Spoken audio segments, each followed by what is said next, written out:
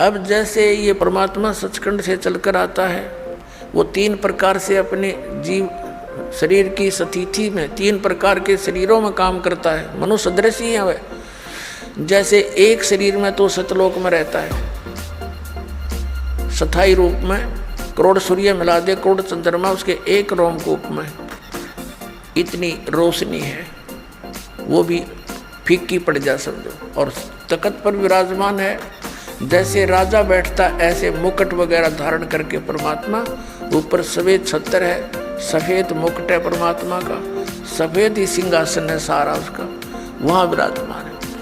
और दूसरे रूप में वो क्या करता है, एक तो शिशु रूप धारण करके प्रत्येक युग में आता है, और एक सरोवर के ऊपर कमल के फूल पर विराजमान होता है, वहाँ से कोई निसंतान दंपति उनको ले जाते, प्रत्येक युग में ऐसी लीला।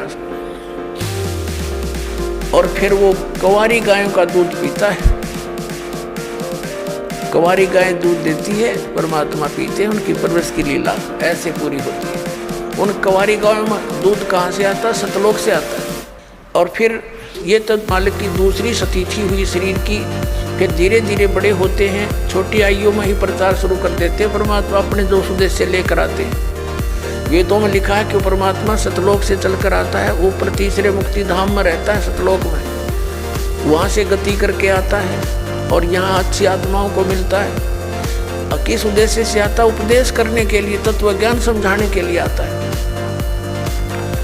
तो शिशु रूप धारण करके परमात्मा आते हैं प्रत्येक युग में, तो धीरे धीरे बड़े होते हैं, अपना ज्ञान का प्रचार करते हैं। ये दूसरी स्थिति। और तीसरी स्थिति में वो कैसे आते हैं शरीर में, जैसे कहीं भी महात्मा के रूप में प्रकट हो गए, जैसे जिंदा महात्मा के रूप में कलयुग में वो अधिक आए हैं, और उस जिंदा महात्मा के रूप में वो कभी भी आकर